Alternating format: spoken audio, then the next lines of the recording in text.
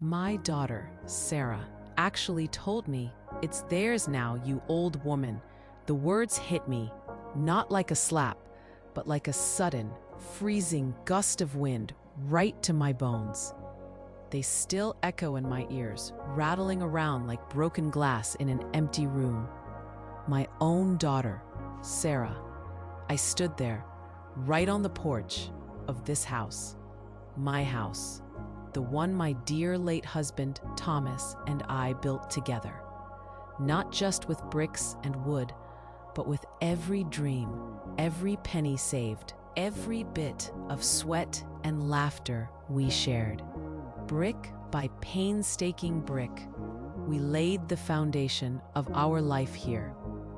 Every board, every window pane held a piece of us. And now, on that very porch, where Thomas used to read his newspaper and I'd tend my beautiful rose bushes, the ones I'd nurtured for decades, there was a moving truck. Not for me, not for us. Strange faces, a family I barely knew, strangers to my life, were hauling boxes out of that truck. Cardboard boxes, piled high, right there where my prize-winning roses used to bloom, filling the air with their sweet scent. They were just gone, uprooted, erased, just like that. And Sarah, my Sarah, stood next to her husband, Mark. She looked at me. There was no warmth in her eyes, no flicker of the girl I raised. The one who used to run into my arms with skinned knees and tell me all her secrets. Her gaze was just cold, so cold. It was the kind of look you give to an old, worthless object, something to be discarded, an obstacle to be moved out of the way to make room for something new, something better. I felt it, the profound rejection, seeping into every part of me. This wasn't just silent humiliation. It was an active, open declaration of my dispensability. In that moment, standing there amidst the chaos of their arrival, the sound of strange furniture scraping across my floor, I didn't cry. No tears came. My throat felt too tight, my chest too hollow for anything so simple as tears. Instead, a chill ran straight down my spine, a cold, painful clarity settling over me. The love I had dedicated my entire life to, the endless sacrifices, the mother's heart I had poured into her, it had all become disposable. Just like my roses, just like me.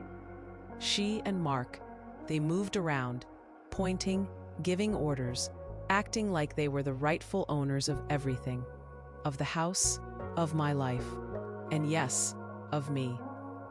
They spoke about me, but not to me. Their voices were hushed, sometimes with a strange, almost pitying tone that felt far more cutting than anger. Then Mark turned, gesturing with a dismissive wave of his hand. "Mom, we've set up a little space for you," he said, the words dripping with a false kindness that made my stomach churn. He pointed to a small door at the very back of the house, a room I barely used. It was little more than a storage closet, really. Damp, dark. It had always been cold, tucked away from the sun. That was it, my new home. They acted as if they were doing me a great favor, carving out this tiny, forgotten corner, as if they were charitable souls offering shelter to a stray. The sheer audacity, the emotional coldness, was breathtaking. I had given them my home, my trust, my life, and this was their repayment. A damp, dark corner. They must have seen me standing there, a frail, confused old woman. That's what they wanted to see, what they chose to believe. someone whose history, whose memories, whose possessions could simply be erased, packed away, forgotten. They probably thought my mind was as dusty and faded as the old photo albums they never bothered to look at. They imagined my memory was gone, that I wouldn't recall the promises made, the sacrifices I'd endured, the dreams we'd built within these very walls. But I am Helena, and my memory, contrary to what they clearly thought, has never been sharper. Each brick, each floorboard, each ray of sunlight that used to stream through these windows reminded me of every sacrifice, every whispered promise Thomas and I made to each other, to our future, to our home. And most importantly, I remembered what was kept safe, tucked away in an old wooden box, a box they had walked past 1,000 times, treated. But what they didn't know was that in that silence, I wasn't planning my defeat, but my dignity. They saw my silence. They saw my stillness. They saw what they thought was defeat. But what they didn't know was that in that silence, I wasn't planning my defeat, but my dignity. My name is Helena. I'm 78 years old. All my life, I've been a seamstress. It was a craft, a calling really, that my own mother taught me. She taught me to see the beauty in every stitch, the strength in every thread, how to turn a simple piece of fabric into something beautiful, something useful. And it was with these hands, the same hands that now felt strangely numb as I watched my home being taken over, that I raised my only daughter, Sarah. This house, this very house they were now trying to snatch from me, piece by piece. It wasn't just a building. It was built with my dear husband Thomas's sweat, brick by brick, board by board, and with every single penny I saved from my sewing, night after night, long after Sarah was asleep, I'd tuck away a little more, saving, dreaming for this home. Every single wall in this place holds a story, a whisper of a memory. The kitchen, where Thomas and I shared our morning coffee, planning our day. The living room where Sarah took her first clumsy steps, full of joy. The bedroom where I'd sew late into the night. The hum of my machine, a quiet lullaby. It's not just wood and plaster.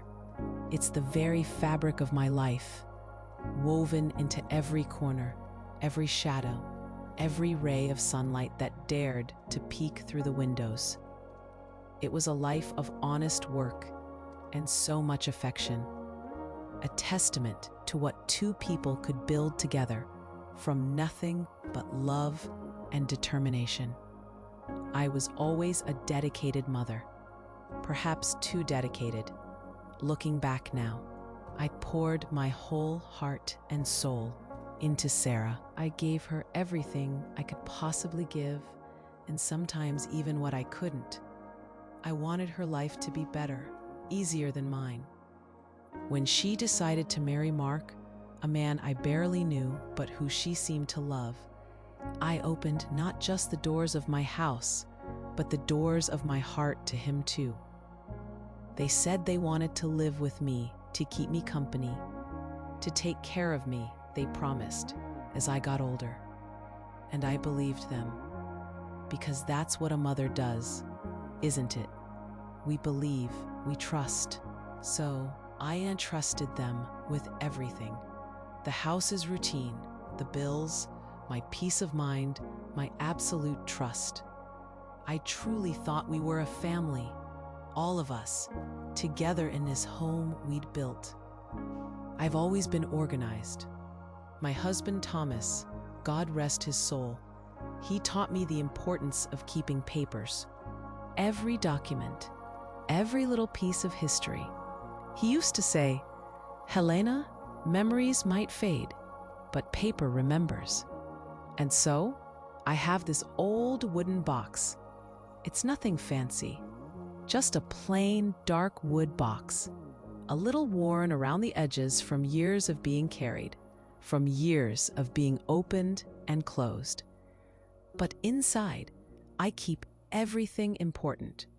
Our marriage certificate, brittle and yellowed with age, but holding the promise of our life together.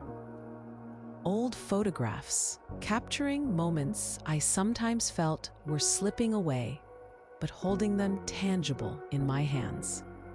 And the most valuable document of all, the deed to our home.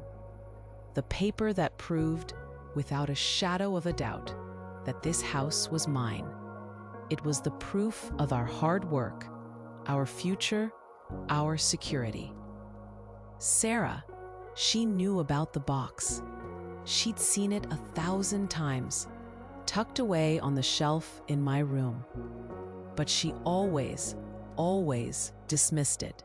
"Oh, that's just Mom's old junk," she'd say, waving a dismissive hand, as if it were nothing but dust-collecting clutter from a bygone era, something unimportant in their fast-paced modern world. She never understood the value I placed on those papers, on that history, on the tangible proof of our existence, our ownership. They never saw it as anything more than old, useless things. They saw me as old and useless.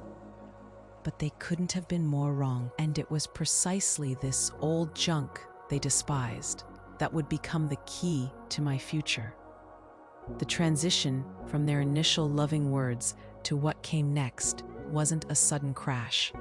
No, it was slow, like a winter creeping in, chilling the air bit by bit, until you suddenly realize the warmth is gone. Little by little, the affection that used to fill our home, the easy smiles and the comfortable silences, it all slowly, almost imperceptibly, turned into something else. Convenience, that's the word. Pure, cold convenience. The good morning mom that used to be a warm hug, a soft kiss on my cheek, it became a hurried nod. Sometimes, not even that. Just a quick glance as they rushed past me, already absorbed in their own day. They were always on their way somewhere, always busy. The afternoons, they used to be my favorite. We'd sit on the porch, Sarah and I, just like she did as a little girl, sharing a pot of coffee. We'd talk about our day, about nothing and everything. That gentle ritual, that precious connection, it just faded away. It was replaced by long, low, whispered conversations between Sarah and Mark. Their voices would drop, their heads would lean in close together, and their eyes would shift towards me, almost imperceptibly. And then, as soon as I'd make a move to join them, to ask what they were talking about, the whispers would stop. Instantly, a wall would go up, a silence would fall, heavy and thick, leaving me feeling awkward, like an intruder. I started to feel it then, truly feel it, like a visitor in my own home. Not just a guest, but someone who was always in the way. An obstacle, a nuisance. Every time I'd try to offer help, or just a little bit of conversation, I'd be met with a sigh or a vague excuse. The excuses were always the same. They were tired from work, they'd say. The stress of bills, the rising cost of everything. It was just too much. I tried to be understanding. Life is hard. That's end of sentences. I know that better than anyone. I tried to tell myself it was just a phase, a rough patch. But deep down, a knot of unease began to twist in my stomach. Then Mark started with the comments, subtle at first, like little jabs. "This house is so big, Mom," he'd say, looking around the living room. "Too much space for just one person, don't you think?" He wouldn't look at me directly when he said it, his gaze drifting over the furniture, past my photographs. It wasn't a question.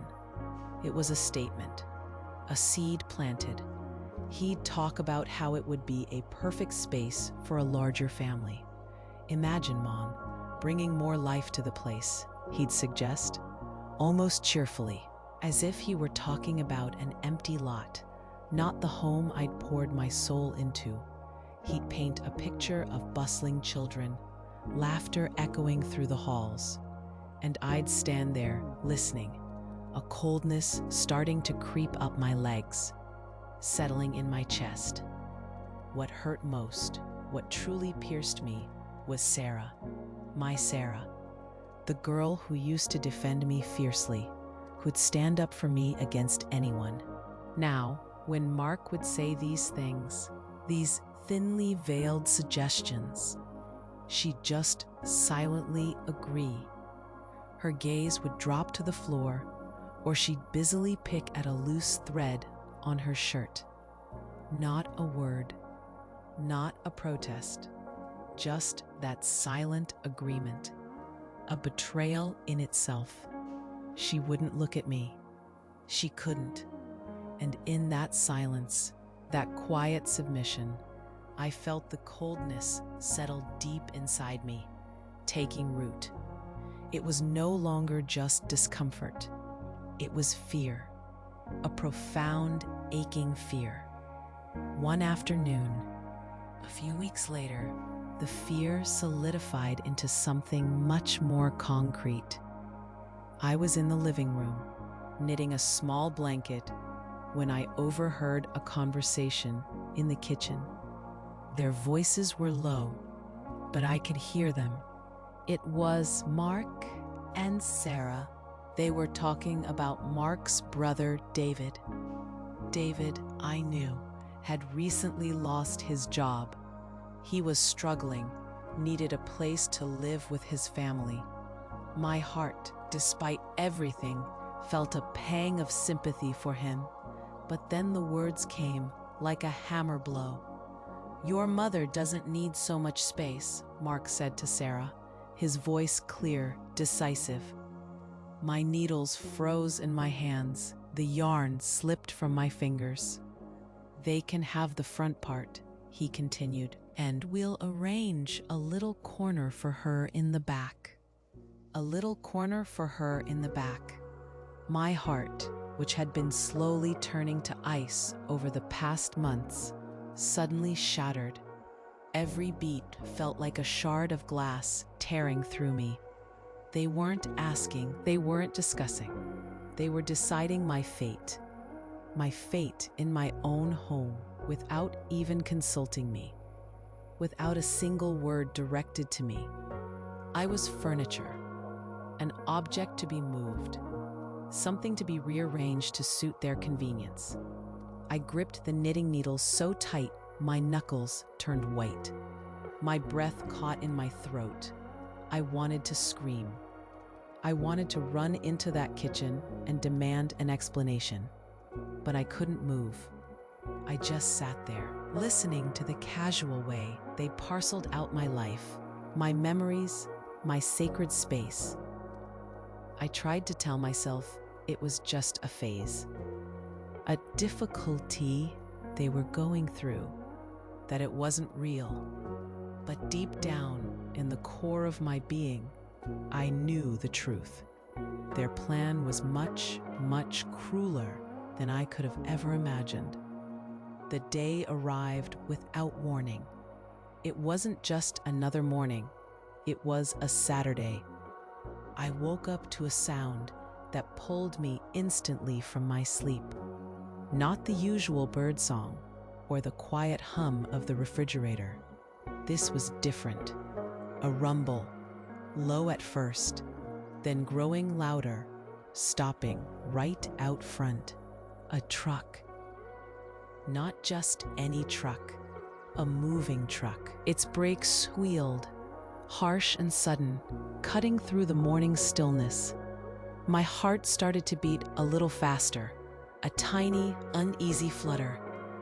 I pushed myself out of bed, pulling my old robe tighter around me, and walked slowly to the living room window. I pushed aside the lace curtain, just a tiny bit, and there it was, a large, unfamiliar moving truck, parked right in front of my house, my home. And then I saw them. Mark's brother David was already out of the truck, directing someone. Beside him was his wife, Emily. I'd met them a few times, at family gatherings, polite but distant. Now they were here, their children, small and wide-eyed, already scampering around the lawn. And there, in the middle of it all, coordinating everything, were Sarah and Mark. They were smiling, big, bright smiles. Like hosts welcoming important guests, they pointed, they laughed. They looked so happy, so proud of whatever was happening. No one looked at me, not one glance towards my window, towards the house they were so readily bringing strangers into. It was as if I wasn't there, or as if my presence didn't matter in the grand scheme of their new arrangements. My heart climbed into my throat, a thick, cold lump that made it hard to breathe. I walked out onto the porch, my steps feeling heavy, unsure. The air felt thick, charged with unspoken words. "Sarah, what's happening?" I asked, my voice thin, trembling, barely a whisper against the sounds of boxes being unloaded, of new lives settling in. I held onto the porch railing, my knuckles white. I needed something to steady me. She turned. Sarah, my daughter, the one I had loved more than life itself. She looked at me. There was nothing there. Not a flicker of remorse, not a hint of the warmth I had known for 78 years. Her eyes were blank, almost distant. She just stated it, flatly, as if talking about the weather. Mark's family, David and Emily, they needed help. They're going to stay here, in the house. Her voice was devoid of emotion, a cold, hard stone dropping into a quiet pond. "And me?" I managed to ask. The words felt foreign, caught in my throat. I already knew the answer. I could feel it, like a chill settling deep in my bones. I watched her, my whole being focused on her face, searching for something, anything familiar. It was then. She lifted her hand, slowly, deliberately. She pointed, not to a comfortable room, not to a place of warmth or belonging.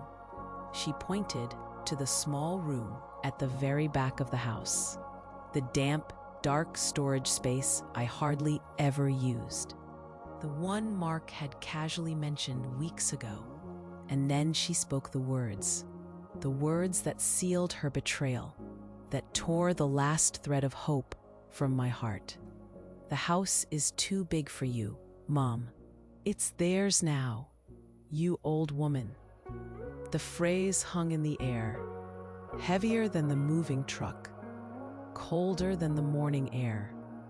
It wasn't just a label. It was a dismissal, an erasure. The humiliation was silent, profound. It wasn't shouted. It was delivered in a calm, almost reasonable tone, which made it all the more crushing. Mark's brother David and his wife Emily, they were still there, overseeing the unloading. They averted their gaze quickly, their faces flushed with a faint embarrassment. They might have felt a fleeting shame, but it was fleeting. They were complicit. They were accepting what was given to them at my expense. I stood there, still as stone, on the porch of my own home. They passed me, one by one, with their boxes, their furniture, their new lives. They moved around me, invading my space, my life, my memories. Every box carried inside felt like another piece of me being taken, replaced by something foreign, something new. At that instant, the woman I had raised with so much love, the child I had sacrificed everything for, treated me like a burden, an old thing, something to be moved aside, put away, out of sight. My world, my very foundation, shattered around me. In that moment, standing there, invisible and cast aside, I understood. The unconditional love I had felt for her, the boundless affection I had poured into my daughter, it was not reciprocal. It never had been. The words hung there, old woman, like a judgment. For a second, I felt the familiar ache, the urge to just collapse, to let the world swallow me whole. But then, something else sparked. It wasn't anger, not the kind that makes you scream. And it wasn't tears, though my eyes felt dry and raw. No, what I felt was a cold, clear wave of determination. My dignity. That's what they were trying to strip away. Piece by piece, with every dismissive word, every condescending glance. And I knew, with a certainty that settled deep in my old bones, that I wasn't going to let them. I wasn't going to give them the spectacle of a desperate, broken old woman. I wouldn't cry. I wouldn't plead. I wouldn't beg. Instead, I just turned around. My movements were slow, deliberate, each step heavy, but steady. I walked back inside the house, past the chaos of the boxes and the new family, past Sarah and Mark, who were still directing things, still smiling their false smiles. I went straight to my room. My room. It was the only space that still felt like it belonged to me, even if they had already marked it as temporary. As my new tiny prison, my hands, they didn't tremble. They were steady as I reached for my small, worn suitcase from the top of the closet. It wasn't much, just a few changes of clothes, the ones I still felt comfortable in, the ones that had seen me through so many years. My medicines, tucked carefully into a small pouch, the ones that kept my old bones from aching too much. And then, there it was, on the bottom shelf, tucked behind some old photo albums they never looked at, was my old wooden box, the one they always called junk. It looked so plain, so unassuming, just a simple, dark wood box, a little worn around the edges from years of being opened and closed, from years of being carried from place to place. But inside was my history. All the quiet sacrifices, the forgotten promises. And more importantly, it held the very proof of my ownership. The proof that this house, this sacred space, was mine, not theirs. I could feel Sarah and Mark watching me, even from the living room. Their eyes, I imagined, were filled with a kind of relief. Finally, they must have thought, she's accepting it. She's going to her little corner. just like we planned. They probably thought I was resigning myself to my fate, preparing to move into that damp, dark room at the back, to quietly fade away out of their perfect new life. They thought I was giving up. I walked past them, my suitcase in one hand, my old wooden box clutched tight in the other. I didn't say a word. I didn't need to. I just stopped for a second, right in the living room, right in the middle of their new world. I looked at them, just a quick glance. I don't know what they saw in my eyes. Maybe nothing. Maybe just an old woman walking away, carrying her meager belongings. But it was a look they couldn't decipher. A look that held something they couldn't possibly understand, something they couldn't see. And then I kept walking, out the front door, the very same door they had just welcomed strangers through. I crossed the gate, the one Thomas and I had painted so many years ago, and I kept going, down the street. I didn't look back. I just walked, leaving behind the house that was truly mine, and the daughter I no longer recognized. They thought I was fleeing, defeated, but in truth, I was going to seek justice. I knew exactly where I was going. There was only one place I could go, one person I could trust completely in this world now. Mrs. Margaret. She's been my friend for over 50 years, ever since we were young women, raising our children in this same neighborhood. Her door was always open, always. And as I walked those familiar blocks, with my little suitcase and my precious wooden box clutched tight, the air felt a little less heavy, even with the pain still a raw wound inside me. When I finally reached her house, just a few streets away, I knocked softly. It was early, but I knew Margaret would be up. She opened the door, her face still creased with sleep, and then her eyes widened when she saw me standing there. My small suitcase, my box, my face. I must have looked like a ghost. "Helena?" she whispered, her voice filled with immediate concern. She didn't ask questions right away. She just pulled me inside, wrapped her arms around me, and held me tight. A warmth, a real warmth, after all the coldness. She made me a cup of tea, strong and sweet, and sat me down at her kitchen table. It was only then, as the steam warmed my face, that I finally told her everything, every single painful detail, from the whispers, to Mark's comments, to Sarah's terrible words, to the moving truck, to the small, dark room they offered me. Margaret listened, her face growing paler and paler with every word. When I finished, she was speechless, just shook her head, tears welling in her own eyes. "Oh, Helena," she murmured, "how could they? How could your own daughter do such a thing?" Her shock, her genuine disbelief, it was a mirror of my own heart. It helped a little, knowing someone else understood the enormity of the betrayal. She welcomed me with open arms, just as I knew she would.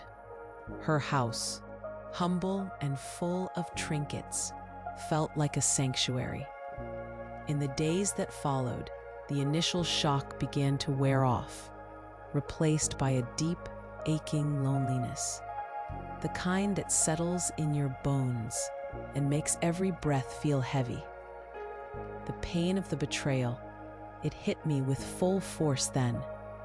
It wasn't just the house, it was Sarah, my daughter, my own flesh and blood, the girl I had poured my entire life into. Every sacrifice, every late night sewing, every dream for her future. It all felt like dust now. I tried to call Sarah a few times, just a few. My hand would hover over the phone, my heart pounding in my chest. I wanted to believe it was a mistake, a terrible, horrible nightmare from which I would wake up. I wanted to hear her voice, even just to hear her say she was sorry, that she'd made a mistake, that she regretted it, that she would come for me. But she didn't answer. Not once. Her phone just rang and rang, then went to voicemail. I didn't leave a message. What would I say? Mark, my son-in-law, he sent me a single text message. Just one. And it was short. Cold. Mom, we're very busy with the move. We'll talk later. Stay well in your corner. Your corner. That's what he called it. Not my house. Not even a room. My corner. My new exile. And in those few words, I understood. There was no turning back. No regret. No apology. They didn't miss me. They didn't even care. They felt relief. Relief at my absence, that I was gone, out of their way. The contempt. It wasn't just implied anymore. It was out in the open. I heard about it from the neighbors. Mrs. Rodriguez, who lives across the street from Margaret, came by with a casserole.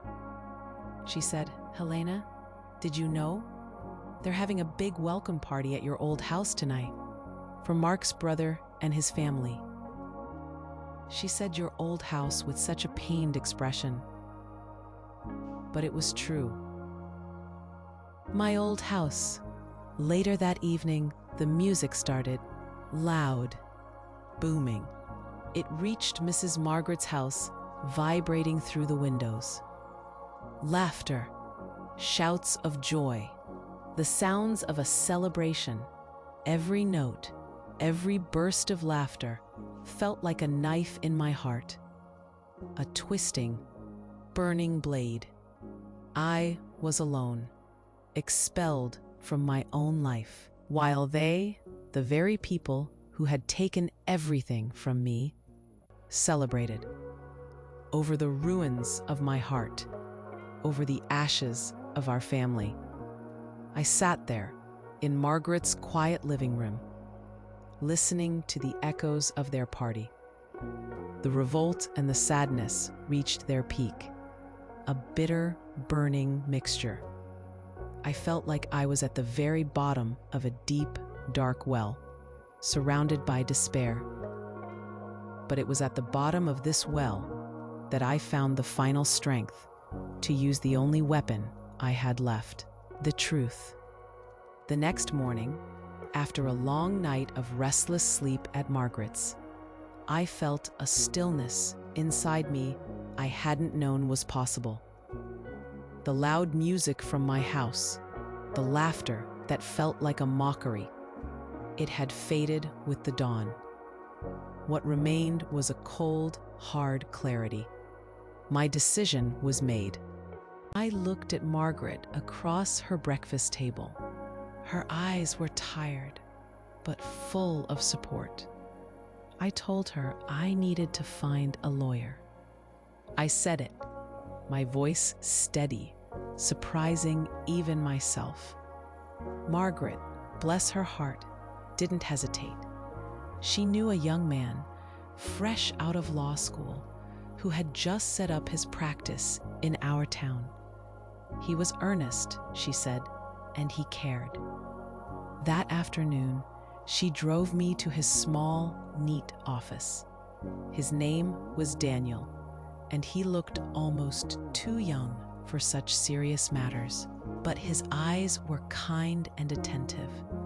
I sat across from him, my old wooden box on my lap, and I told him my story, every painful detail. He listened without interruption, his gaze never leaving my face. When I finished, he didn't offer pity. He just nodded slowly, a thoughtful expression on his face. "Mrs. Silva," he said, his voice quiet but firm, "you have a very strong case. Do you have the original deed to the property?" I nodded, opening my box, carefully pulling out the aged, crinkled document that Thomas and I had signed so many years ago. It felt heavy in my hands. Not just paper, but the weight of a lifetime. Daniel examined it carefully, his brow furrowed in concentration. He verified its authenticity, its registration. My heart pounded a little faster with each passing moment. This was it, the truth, the real weapon. "We will serve them with an eviction notice," Daniel explained, his tone calm and professional. "They are occupying your property illegally. We will give them 30 days to vacate." 30 days. It seemed like an eternity and no time at all. My dignity, I realized, wasn't about shouting or making a scene. It was about quietly, firmly reclaiming what was mine. The next morning, the air was crisp, the sun just beginning to warm the world. I stood on the sidewalk outside my house. My house, it felt strange to call it that, to be an outsider looking in.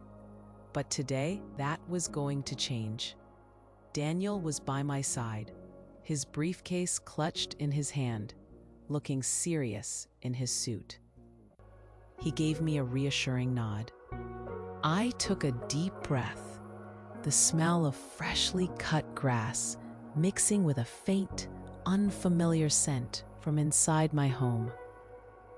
New people, new smells. I walked up the familiar path, the one I had walked 1,000 times, and knocked on the front door. Not timidly, not with a plea, but with a firm, clear rap. The sound echoed in the quiet morning. A few moments later, the door creaked open. It was Mark. He stood there, still in his pajamas, hair disheveled, an irritated scowl already on his face. He clearly wasn't expecting me.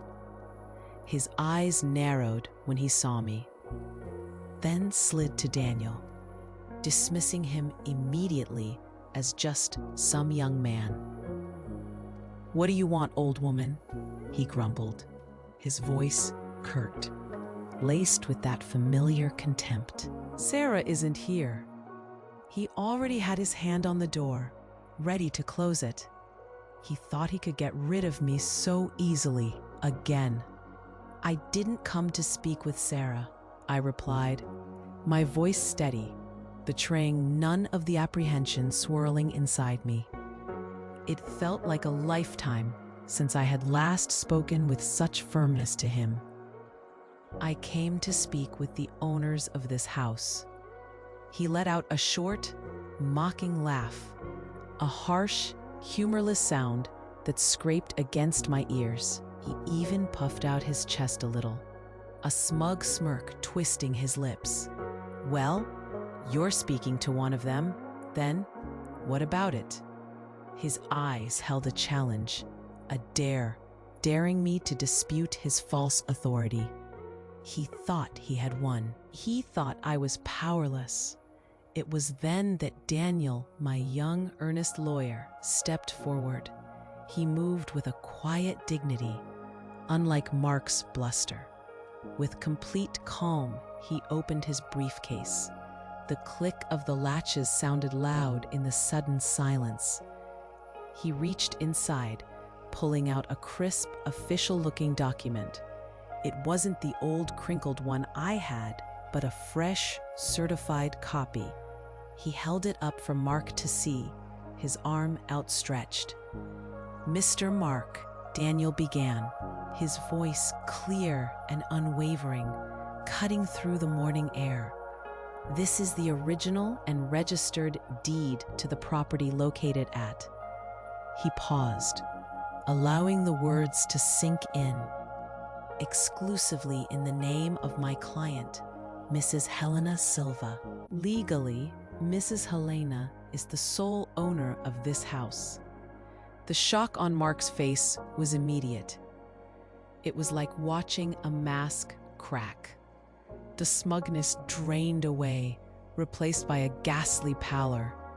His jaw went slack, his eyes wide and disbelieving. He just stared at the document, then back at me, as if he couldn't reconcile the frail old woman he saw with the legal power Daniel had just announced. He stumbled back a step, nearly falling. Just then, the inner door opened, drawn by the sudden tension in the air. It was Sarah. She must have heard Daniel's words or sensed the shift in Mark's demeanor. Her eyes, still heavy with sleep, landed on me, then on Daniel, then on the document in his hand. Her face, my daughter's face, turned pale, ghostly white, as if she'd seen a specter. The color drained from her cheeks, leaving behind a stark, hollow expression. The same look of dawning horror I had seen on Mark's face. Daniel continued, his voice still calm, utterly devoid of triumph. "As you can see, Mr. Mark, Ms. Sarah, you and the other family currently residing here are illegally occupying this property. Therefore, on behalf of Mrs. Silva, we are serving you with this official notice. You have exactly 30 days to vacate the premises." There were no shouts from me, no angry accusations, no demands for an apology, no revenge, just the truth, clear, undeniable, exposed under the morning sun, on the very porch where I had been humiliated, told my life was over, that I was just an old woman to be cast aside. The irony was a bitter taste in my mouth, but my heart felt a quiet satisfaction. In that instant, as Mark stood frozen and Sarah's face crumpled in silent disbelief, they finally saw me. Not as the old woman they had dismissed, not as a burden, not as a forgotten relic. They saw me as Helena, the mistress of her own story, the rightful owner of her own home. And for the first time in a very long time, I saw myself that way too. The 30 days that followed the lawyer's visit felt like an eternity and a blink of an eye, all at once. The tension in my house again, was so thick you could almost taste it. Mark and Sarah and David's family, they all moved about in a strange, subdued silence. No more loud music, no more casual laughter, just the quiet scraping of furniture being rearranged, the muffled closing of doors. The vibrant, intrusive life they had brought into my home was slowly, methodically packing itself up. Mark's brother David and his family were the first to leave. They didn't say a word, just loaded their truck, their faces unreadable, and drove away. There was no apology, no acknowledgement, just a silent, hasty departure. And then it was just Sarah and Mark. The house felt even emptier then, the silence stretching out, heavy with unspoken things. My daughter Sarah was the last to leave. On the final day, I saw her standing in the doorway of the living room, her small suitcase by her feet. She looked small somehow, smaller than I remembered her. Her eyes were red-rimmed, full of tears that finally, belatedly, fell down her cheeks. She took a step towards me, her hands clasped together, and began to speak, her voice choked with sobs. She pleaded, her words tumbling out, begging for forgiveness, for understanding. She spoke of financial pressures, of Mark's influence, of a desperate need to help family. I listened to her. I truly did. I stood there and let her words wash over me. The pleas, the excuses, the raw emotion.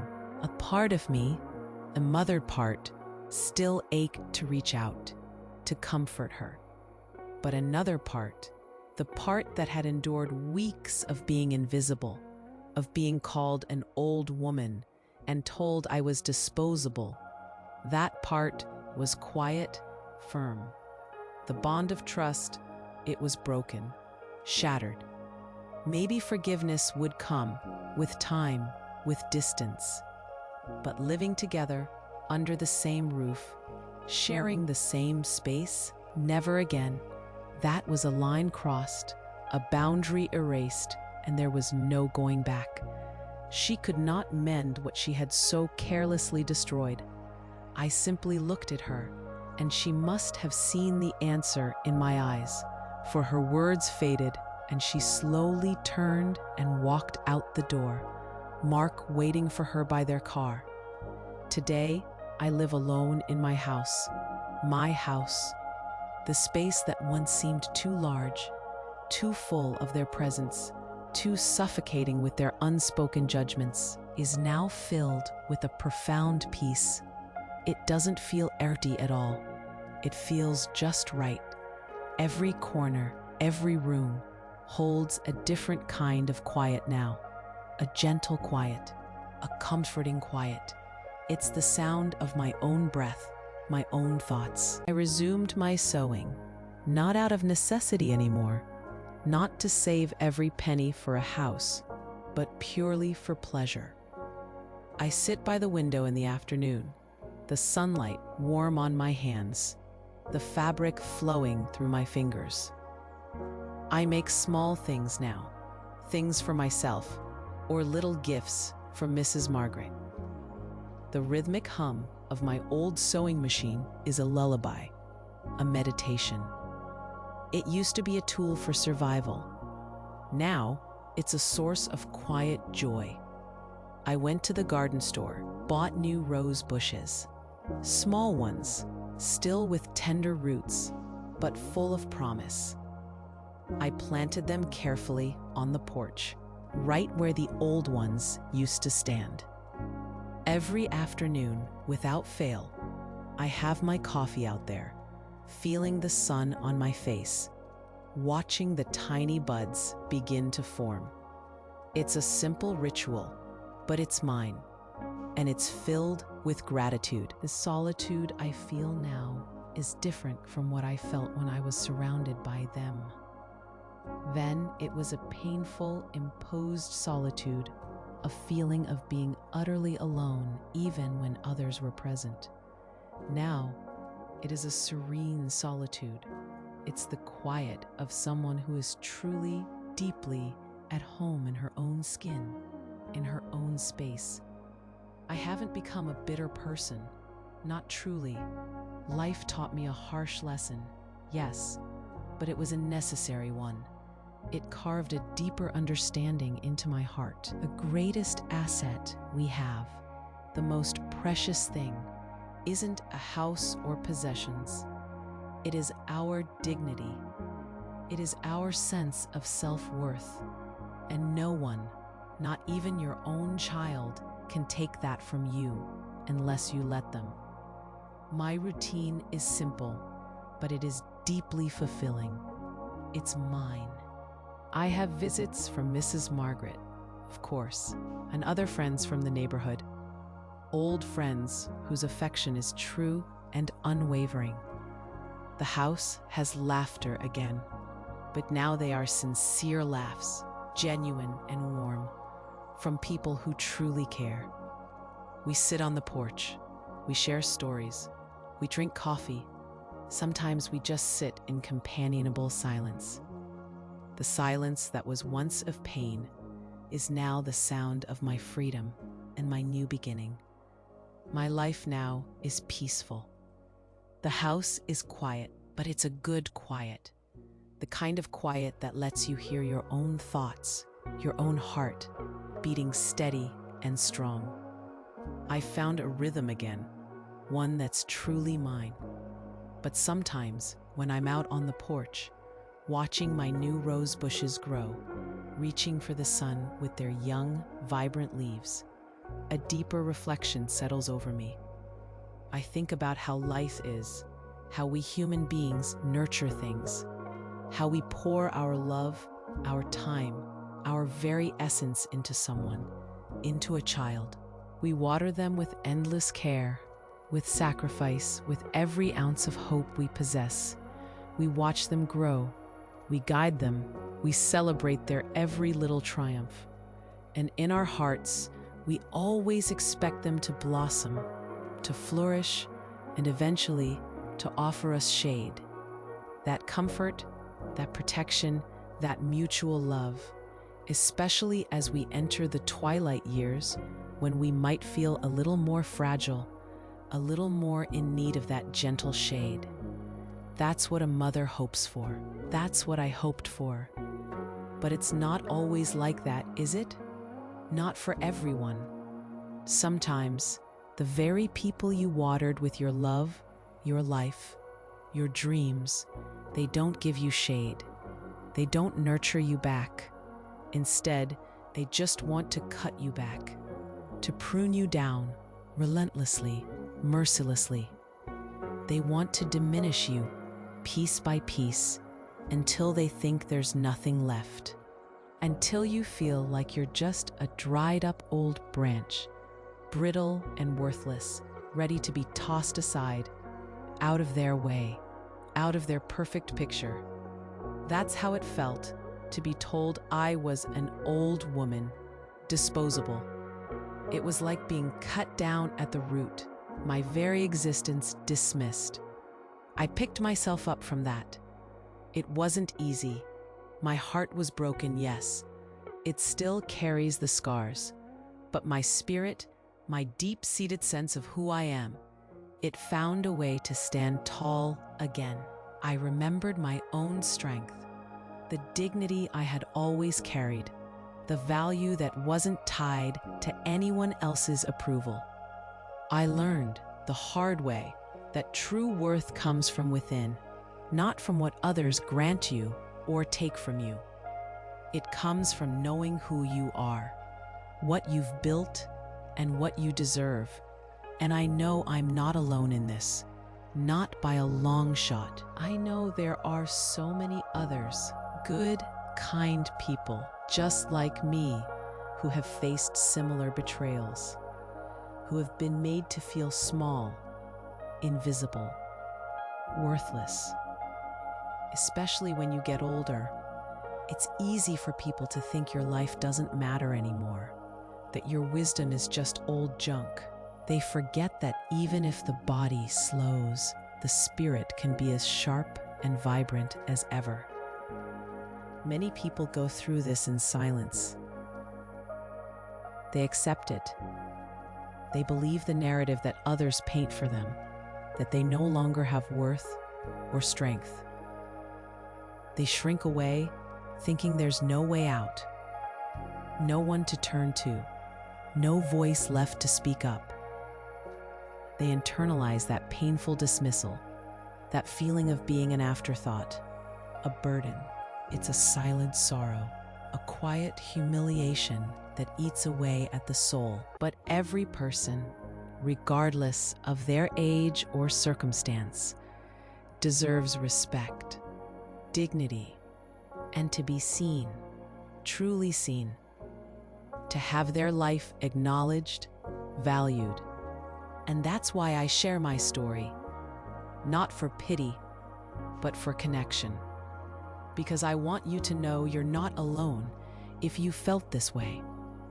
So I ask you, from my quiet porch, from the heart of a woman who almost lost everything but found herself again, And you? Have you ever been treated as if you were invisible by those who should protect you most? It's a quiet question, isn't it? One that touches a place deep inside, a place we often keep hidden. Because it's painful to admit, isn't it? To acknowledge that sometimes the ones who should hold us closest are the ones who push us away the hardest. The ones who are supposed to see our worth somehow just stop seeing us at all. I know that feeling so well. That ache, that sense of fading, of becoming transparent in a world that once saw you so clearly. And for a long time, after Sarah's words, after seeing how easily they discarded me, I felt that way. Like a ghost in my own life, a memory fading into the background. But as I sit here now, on my porch, with the sun warming my face and the gentle rustle of leaves in my new rose bushes, I feel something different, something profound. It's peace, a deep, quiet peace that settles over me like a comforting blanket. It wasn't an easy journey to get here. The path was paved with tears I didn't cry then, and lessons learned through the hardest kind of pain. But here I am. And this peace, it's not just the absence of conflict. It's the presence of myself. My true self, reclaimed. It's quiet now. Yes. Sometimes when the evening light fades, the silence can feel vast. The soft sounds of my own choosing.